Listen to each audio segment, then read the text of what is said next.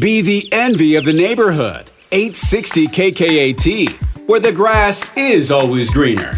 Welcome to Gardening Utah. Here's composter and show hoster, Jana Francis. Welcome to Gardening Utah. I'm your host, Jana Francis. Every week here on Gardening Utah, we give you gardening inspiration and advice from experts across the state. We talk about vegetables, flowers, trees, shrubs, and of course, your lawn. Thank you so much for listening. I really hope that you enjoy the show and it's something that you look forward to listening to every week. Episodes drop every weekend on Apple Podcasts and Spotify and wherever you get your podcasts, so we can get you ready for working in the yard on the weekend, keep you in the know of all the tasks that need to be accomplished. And I have big news. We now have a website, so you can go to gardeningutah.com and that will link you right to Apple Podcast, or it will link you to Spotify. It will also link you to our Instagram. It'll link you to our Facebook, and I made it all by myself. I'm really proud of it, as you can tell. So go and check it out, gardeningutah.com, and that will send you right over to wherever works best for you to listen to us. Again, this show also airs on the radio here in Utah on the weekends. We are on KKAT 860 AM at 10 a.m. Okay, so while you're at gardeningutah.com, click on over to our Instagram or our Facebook and let us know what you'd like to see on the show, or send me a garden question, something like that. Go and interact with me. Let me know what you think of the show. Maybe give me a tip or a trick on who you'd like to hear on the show, anything like that. So come on over and say hi and shoot me a garden question or two. I get those a lot, but usually I like to answer them on the show. And my hope is that this is a fun and informative show that you listen to when you're needing to get inspired to work in the garden, or you're excited to work in the garden. You just want to think about gardening. I know right now it is just so cold and so many of us are just itching to get out there and get our hands dirty. And I just want to remind everybody, like I did last week, it is too early to plant your vegetable seeds. I've seen a lot of people already have, 2 or 3 inch sprouts, and it is just too soon. They're not going to survive that long. They need to be outside. So we will keep you in the know. I mean, I'm going to be the first to tell you, even when it's a little bit like, I like to push the limit and just try a little bit earlier every year. But you know what? I'm going to keep you guys in the know. So don't start those seeds yet. It is just too early, but soon enough, in like less than a month, well, a little more than a month, we're going to be able to be planting cabbage and some of those cool season crops, peas, that kind of a thing. But wait and be patient, and I promise the day will come.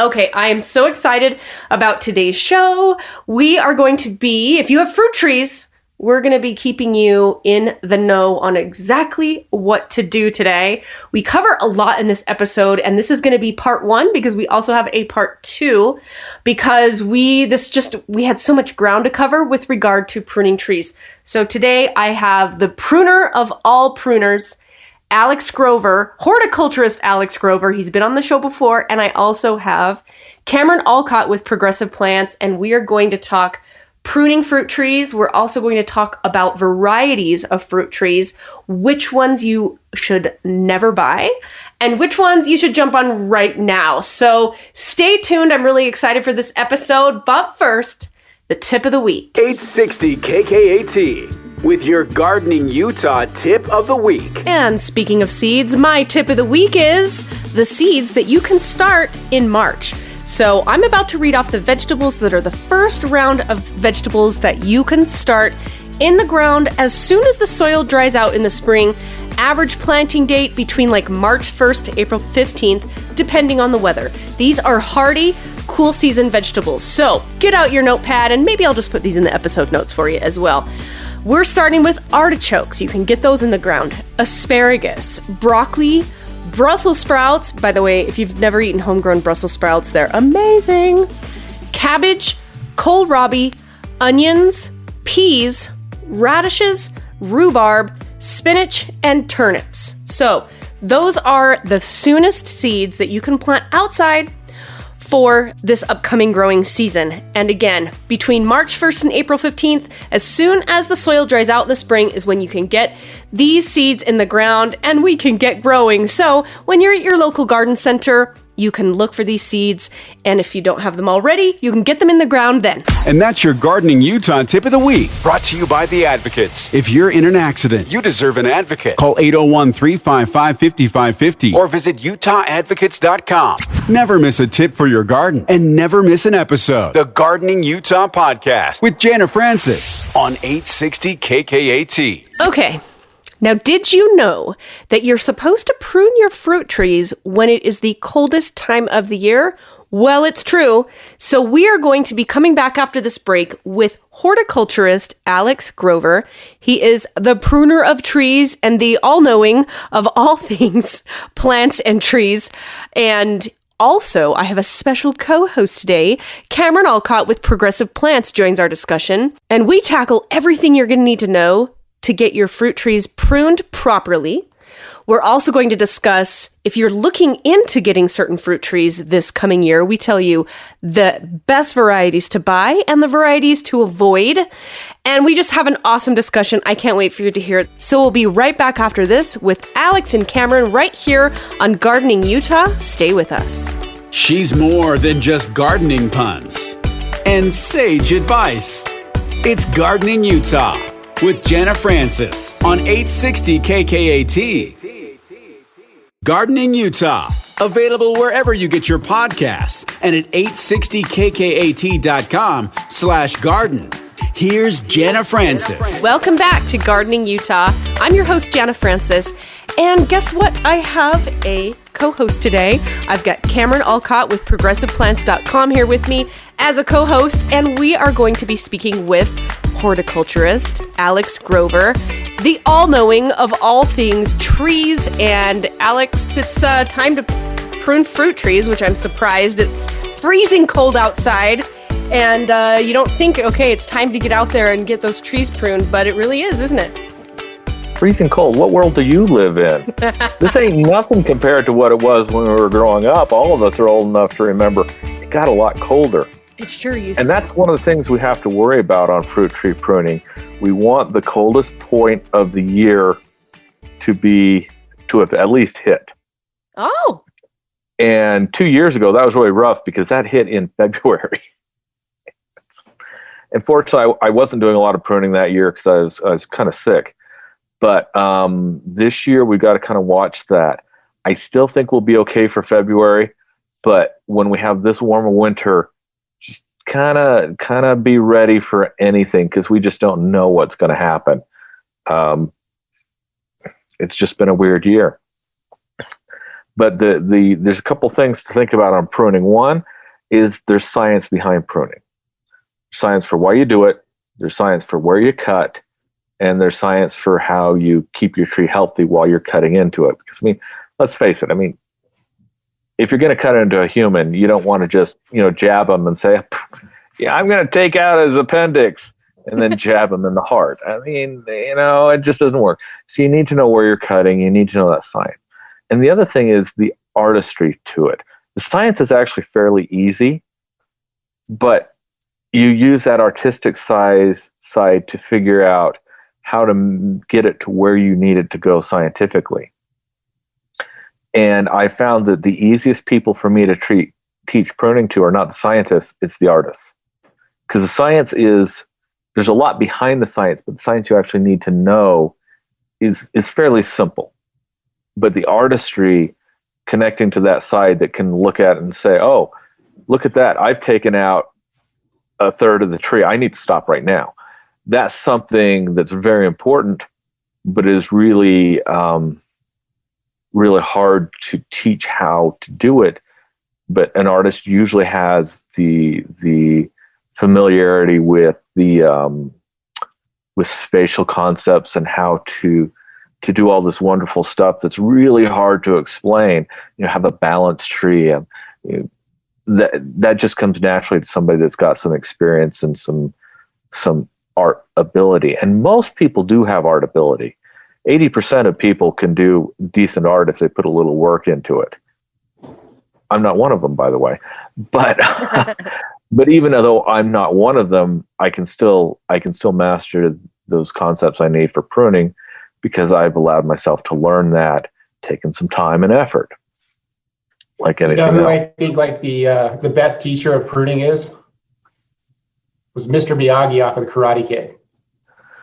Why is that? Like if you think about it, like, when you have to, like, when you're pruning a tree, you have to like envision how it's going to look. I mean, you'd have to know where you need to cut, and make sure that you're not cutting like leaving too much of a stub. You're not cutting into the branch collar or anything like that. But I mean, I agree with Alex. There's like a lot of artistry that goes into tree pruning. I mean, the science is definitely easy to master, but if you don't have like an attractive tree, or if you don't do it, correctly, you're not going to get the production out of the tree that's possible. You're trying to get the most out of it.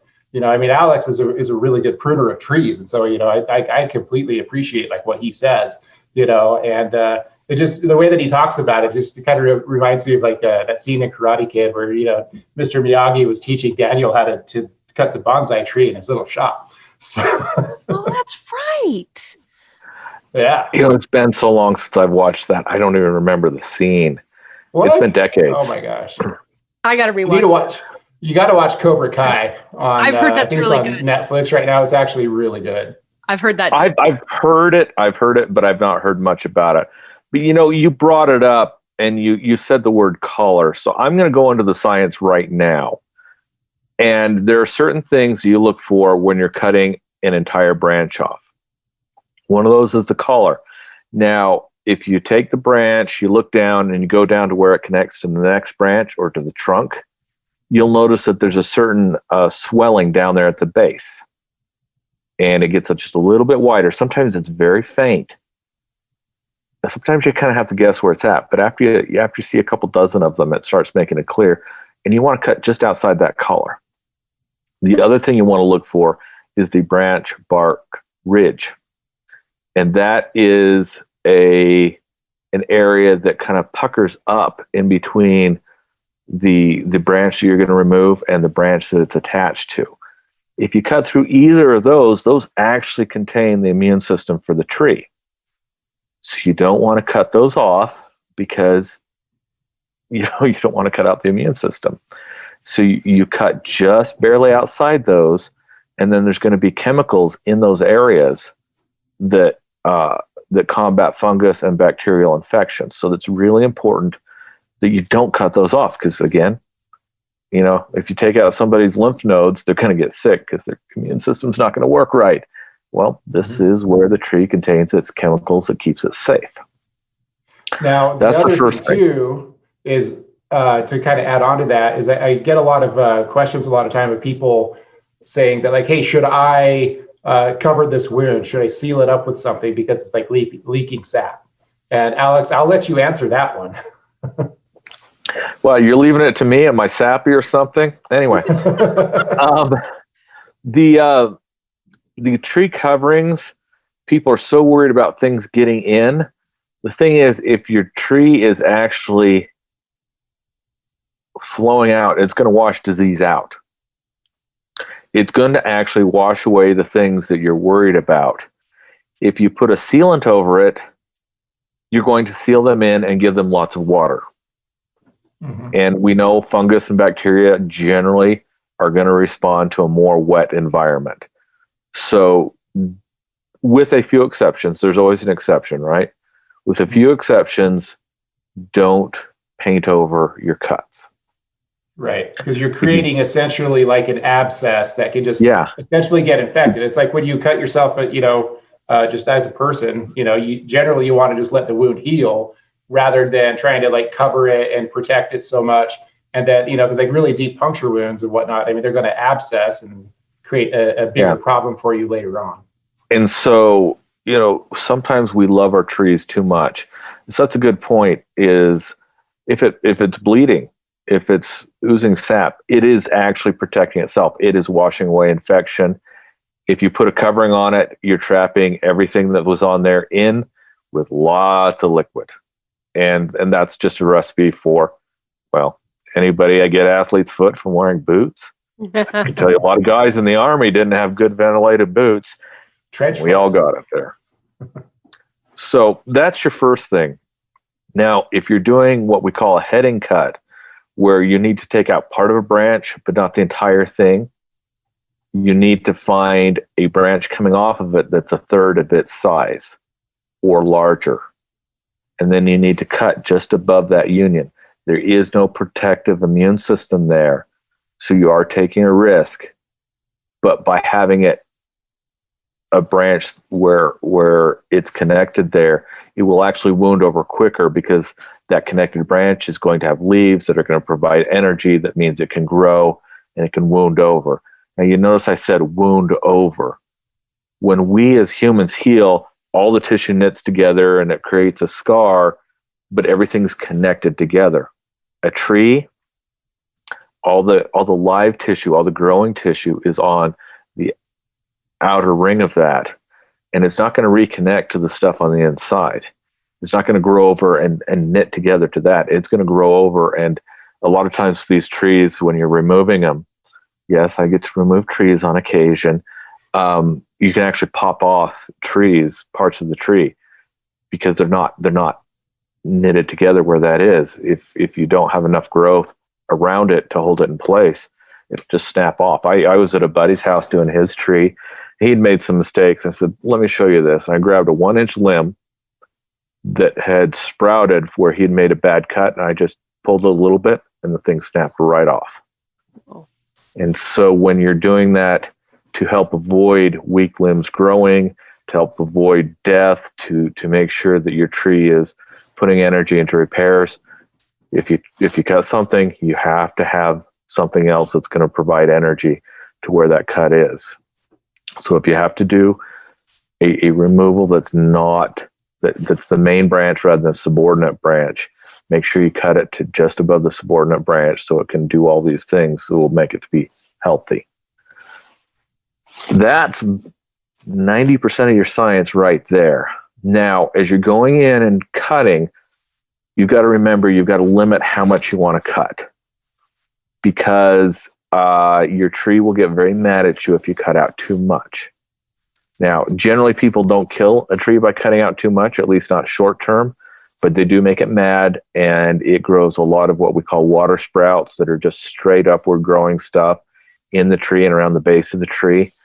We don't want that, because once they start, they just have a tendency to keep on coming back again and again and again, and they're not producing a lot of fruit there. We want fruit. So if you're trimming, keep in mind apples and pears. I usually keep those around 25% is all I'll take out. Sometimes I'll go up to a third. I know a lot of people give that as their standard recommendation. Sometimes you have to stick to 25 until you get experience. Peaches, apricots, plums, cherries, all your stone fruits, nectarines. Nectarines are just a peach, by the way, for anyone that doesn't know it.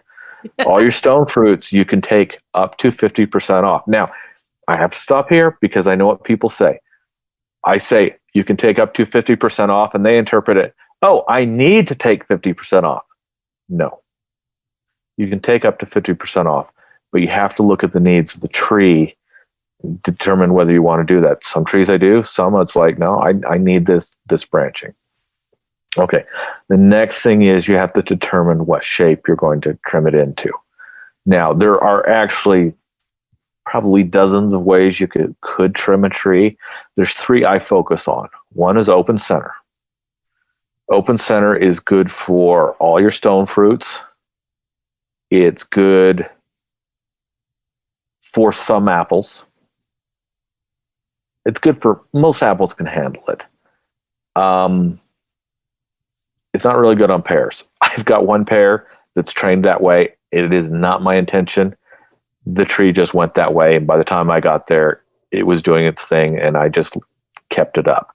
So sometimes you do that if the tree gives that to you, but it's not something I usually aim to on a pear tree.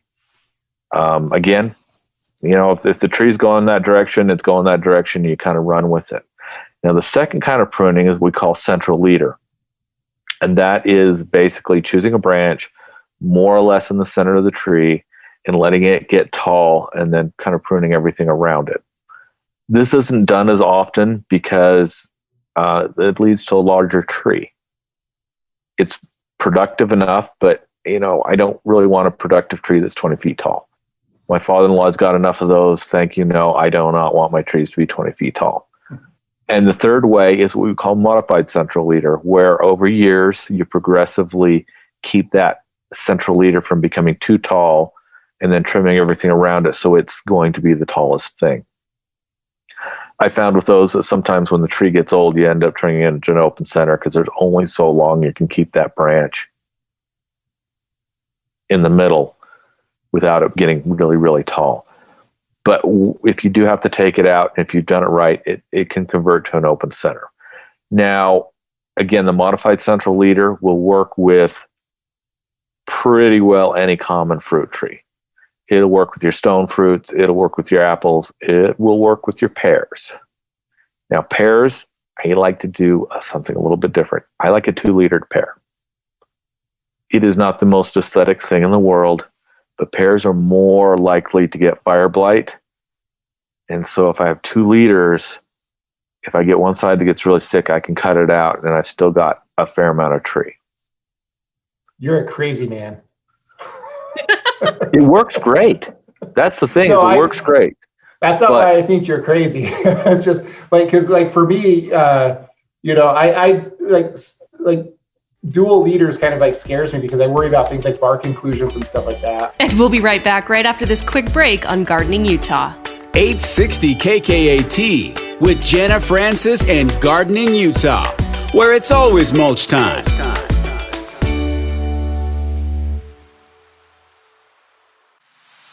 She really does have the nicest yard on the block. It's Gardening Utah with Jenna Francis on 860 KKAT. Welcome back to Gardening Utah. I'm your host, Jenna Francis, and with me today is horticulturist Alex Grover and my co-host sidekick today, Cameron Allcott with ProgressivePlants.com, and we're talking trees.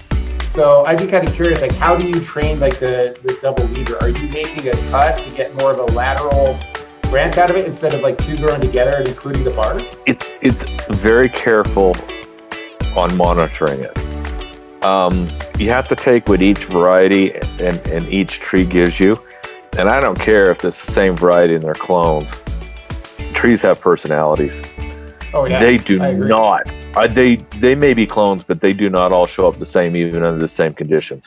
No. So with the dual leader, I'm not going to tell people how to do it because it's hard. Mm-hmm.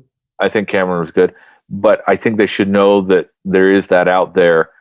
And once you gain some experience, it can be a way. Now, notice how I said earlier that each tree is different. Some trees will never give you a branch that's good for a dual leader. They won't. Then again, I talked about apple trees that there's some apple trees that don't do well with an open center. And those all generally do a modified central leader. The 2 apples foremost that really want a center leader are Red Delicious and Fuji. I have a Fuji in my backyard. It doesn't want to give me a central leader. It is fighting me on this issue. Now, I got it from work because it was a little overgrown on one side and kind of wonky to begin with. It does not want to grow straight up like every other Fuji in the world wants to do, or most every other one. So again, sometimes your tree just doesn't give you anything to work with. And I'll probably end up doing it as a central leader since I can't get it, or as an open center since I can't get a central leader. And then in 20 years, I'll decide to send up a central leader just to spite me. So I got to stop you there, Alex. Did you say that you have a Red Delicious? No, I said I had a Fuji. Okay, good. Because I thought I interpreted that you might have actually had the worst apple ever created. Oh, no. Cameron, I am going to scorn you for even thinking that possibly I would have a Red Delicious. Now, my father-in-law has one, and it's been there longer than you've been alive. But that is not one. In fact, when I was involved in buying fruit trees at a nursery, I wouldn't buy Red Delicious. No, that's like the If most anybody terrible suggested apple. it, oh yeah, somebody will want it. Yes, they will, but I'm not going to sell it to them if I can avoid it. Really? Oh, Yeah, Yeah, this is like, I mean, this is an industry joke. Like everybody who's in the horticulture field, like just mocks the Red Delicious apple as being the most marketed, but yet the worst tasting apple that you could possibly get. there are Everybody people. that I know jokes about it. There are people that say the older ones mutated and the newer ones don't have the flavor that the older ones had.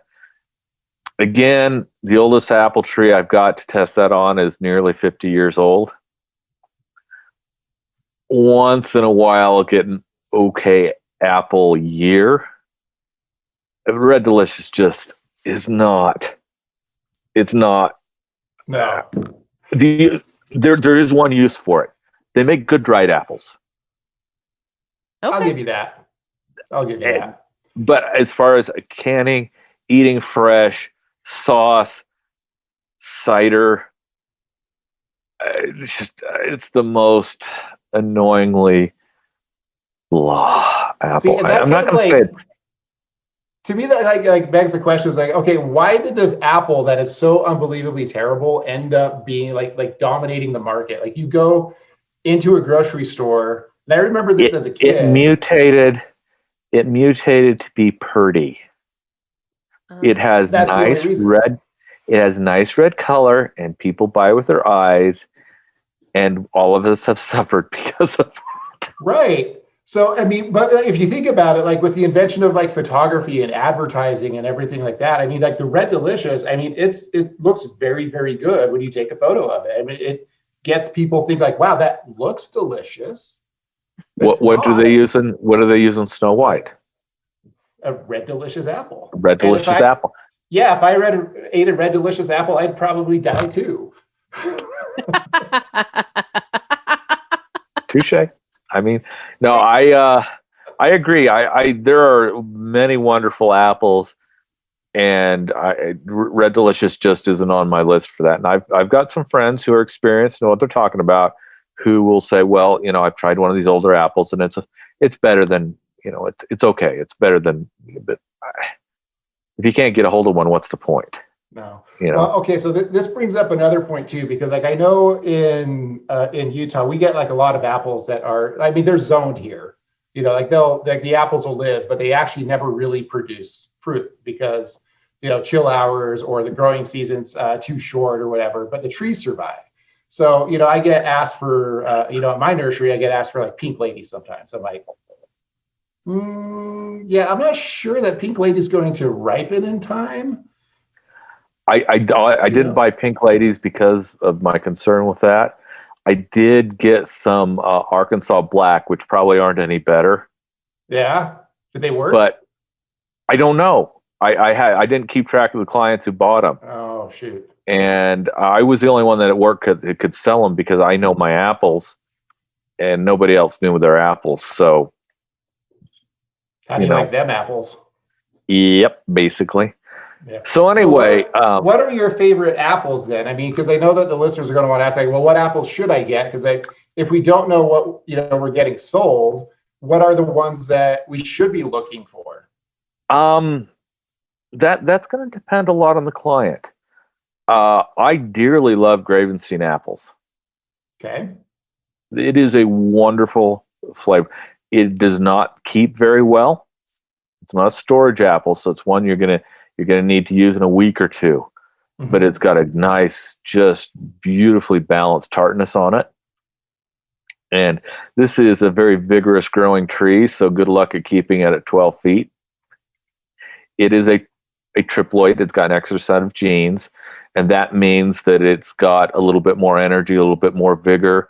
You get the bigger apple from most of these, and you get a bigger tree. So that also tells you not only is it not a good storing apple, you've got to know you're pruning to keep it small. Mm-hmm. That's one of my favorite. There's one called a Zestar that's a newer apple. It's going to be... I've done that one. Earlier. I have not tried the fruit from it yet because, well, in the nursery business, we're not looking for fruit on our trees until they're sold. Right. But the Zestar is also a tartar apple, but it'll keep for a month or two. So there's some really good things there. Oh, by the way, with the Gravenstein, they don't all ripen at once. So you can have a staggered harvest off of one tree. So there is that benefit to it. And we'll be right back right after this quick break on Gardening Utah. She's more than just gardening puns and sage advice. It's Gardening Utah with Jenna Francis on 860 KKAT. 860 KKAT with more of the fastest growing show on radio. It's Gardening Utah with Jenna Francis. Welcome back to Gardening Utah. I'm your host, Jenna Francis, and with me today is horticulturist Alex Grover and my co-host sidekick today, Cameron Allcott with ProgressivePlants.com, and we're talking trees. There's a lot of good apples out there. I tend to like older apples. I like history, so that goes into my food as well. If you get a nice storied apple, then that means something to me. And a lot of these apples aren't grown in Utah, but I really think that your golden russet would be one that I really think people should try. The thing is, when they say russet, that means it's got a rough skin on it. And a lot of people are going to get scared by that rough skin because they want a smooth, pretty apple, and they don't want a little bit of roughness on their tongue, even though they're going to eat, all sorts of weird stuff. They don't want it on their apple. But I think golden russet, it has got a higher sugar level than most apples in it. And that means it's a very sweet apple for people who really want sweet apples. The Fuji's got the reputation as being sweet, and it's actually not. It's got less sugar than some of your common apples. But because it doesn't have a lot of other flavors competing, you don't realize that it's actually not as sweet as, say, a Golden Delicious. And that's just one of kind of those quirks of our taste. But the golden russet is genuinely a sweeter apple. I have not tried this one yet. I know a lot of people in the last couple of years have planted a lot of interesting apples. I'm going to do my rounds in about 3 years, and everyone in the neighborhood is going to give me apples because that's the kind of person I am. If they don't, their trees will disappear. No. But and a lot of the newer apples, I'm going to say, are actually pretty good and pretty reliable. The one of the newer ones that people love, they're going to hate me for saying this, but don't get a Honeycrisp. Honeycrisp will grow here. They are finicky under the best of circumstances for producing fruit. There's a reason you go in and spend a lot for an apple that's no longer patented. That means it's pricier to grow, and pricey means hard. And people love their Honeycrisp. They love them. They want them. They adore them. They're not going to get a lot of fruit from them, and they're going to get a lot of frustration. That's like my number one selling fruit tree. Really? When I do fruit buying, when I'm buying for trees, I have to get Honeycrisp. Yeah, you have to. And it's not that the tree's going to die. It's not the tree's going to get sick. It's just hard to get the fruit that you're expecting.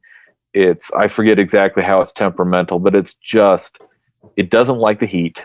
And we have a lot of that in Utah. So that's one thing. Mm-hmm. I'm trying to remember what else it was that it does that's really difficult, but it's a pain in the tush to grow. I personally don't like the flavor as much as most people. I got one in the late 90s, early 2000s, one of the first Honeycrisp to show up in Utah. It was up at Thanksgiving Point for something at school, and the guy gave me a slice of it. I bet it's okay. It's crisp, and that's why people get it. Flavor is okay, but it's got that crisp snap, and people love that. Not me. Mm-hmm. But then again, they're going to struggle to grow it, and so they really need to look at it and think, do I want a good apple, or am I just dedicated to this one apple? And if you're dedicated to the one apple, it's going to be cheaper to buy them. It's just that they're not easy to grow. Yeah. Again, to kind of like add on that, I think there's a lot of research that needs to go into like your fruit tree purchase, because I think a lot of people, like, hey, they don't really know how to prune them very well or maintain them. Because I can't tell you like how many times that somebody comes to me and is like, yeah, I've got like this peach tree that's 25 feet tall. Like, what do I need to do with it? Cut it down. Right. And the fact that there's like a peach tree that's 25 feet tall that doesn't have like, greater peach tree borer, that's a feat in and of itself. But I think that people really need to look at, if they don't have a whole lot of land, looking at some of the newer varieties of things that have been bred to be at a certain shape or a certain size for like a lot of the smaller lots. I think that needs to be kind of a consideration as well. And I was going to ask you, because I like I said, I don't do a ton with fruit trees myself, mostly because like I don't want to deal with the mess, and I don't cook or do anything like that. So, and I can go to the store. And so I was kind of wondering, have you had any experience with like some of the newer ones, like Candy Crisp? Have you heard of that one? Or I've heard of the Candy Crisp. I haven't had a chance to play around with it yet. I am cautious of names that indicate a lot of sugar in the apple. I will make an exception on a historic apple like the Golden Russet, but if it's a newer apple, I'm just not as interested in the ultra sweet. The reason I have a Fuji is because it's my daughter's favorite apple, and it stores well. I would rather myself have planted something that I see inherently more interesting, but it was my daughter's favorite apple, and it accomplishes one of the other things I want. And so I have a Fuji. Yeah, there's one that I'm kind of excited to try. It's called Pixie Crunch. It's supposed to be like a dwarf one, so it's only supposed to get to be like 6 to 8 feet. That is one that I need to do more study on. Yeah. But as far as size goes, I think those are going to be a really good option. Again, I don't know what the flavor profile is, and so I need to do more research. But I think you've got something really good going on the size thing. One of the other fruit trees I've got, one of the other apples I've got is it was supposed to be a North Pole, but the color's wrong. So I think it's a Golden Century. And it's going to be a 3-foot wide tree. Unpruned, 12-foot tall. Yeah, see, that'd be great for like a lot of the newer like lots and stuff that are. I can really plunk this down on a small lot. There's a lot of condos with that little yard in the back, and they'll have a 3-foot planting space. Great. I can throw an apple tree. Now, again, it is an early apple. It does not store well. The flavor is good, but it's not dynamic. It's you're going to eat it and say, "Oh, it's an apple," and you're going to be happy, and that's fine. But it's not spectacular. Let's go into Gala for this. Gala, there's 2 types of Gala. I think it's the way they're grown. One is tart, and it's got a nice tartness to it, and that's great. The other one is really nuanced. It doesn't have the tartness, but I get touches of vanilla. I get some really interesting flavors in it. And I don't know what the difference is in how they grow them, as to why there's one that's tart and why there's one that has a more developed, more interesting flavor. I like tart apples, don't get me wrong. But, of course, this one is a descendant of the orange pippin, which is a famous English eating apple. And Cameron's eyes are like, ooh. Anyway. He's looking it up right now.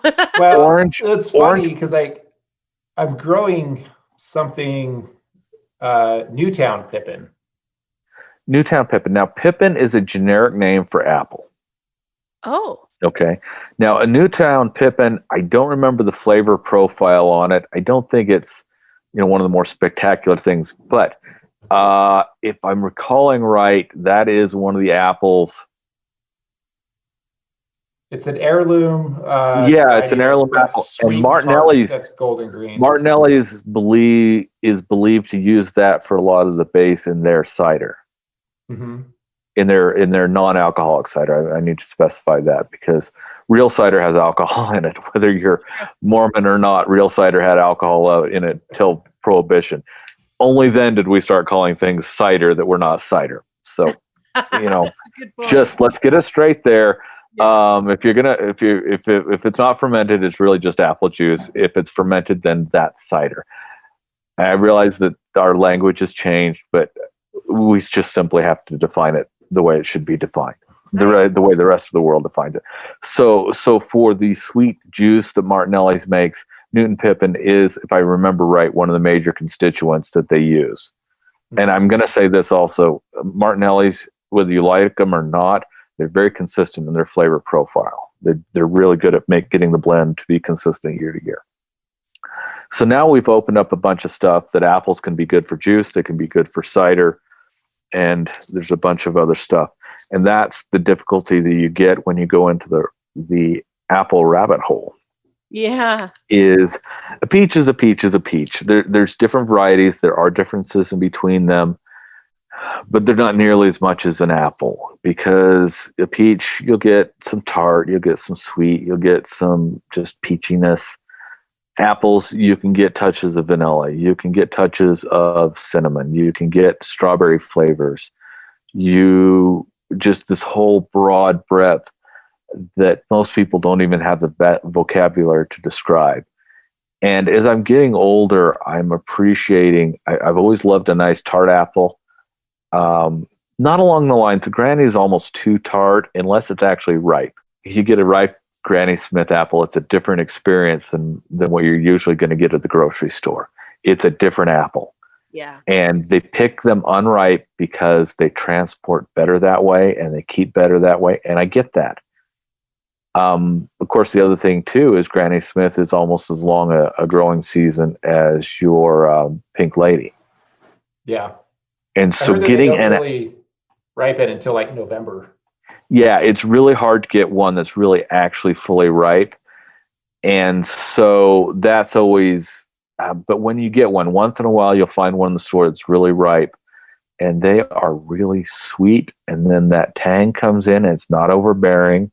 The apple's not got Grannies, because they're picked earlier, are almost just hard. Their texture is a little bit wrong because they're not ripe yet.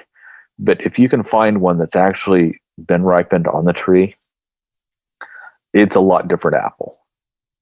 Yeah, and so, have you been down to Fruta down by Capitol Reef? No, I haven't made a pilgrimage yet. Oh, but when I do, I'll have to wear a special headscarf, letting people know that I've done the pilgrimage like the religion requires. No, down by Capitol Reef, this little town called Fruta. I mean, it's legendary for like their pies, like the fruit pies that they have down there. But they have like this incredible orchard where they have basically a lot of these old heirloom varieties that weren't really in production for like a very long time. So it's kind of like a cool, thing that there's like, some of these old apples for like when the pioneers were coming over and trying to do things. They have a few of the original apples that were developed in Utah. Now, this is why it's a pilgrimage. Okay. They've got one, and I don't know the name of it right offhand, but they think there's various variations on it, which could be a natural mutation, or it could be this. It's literally a separate variety.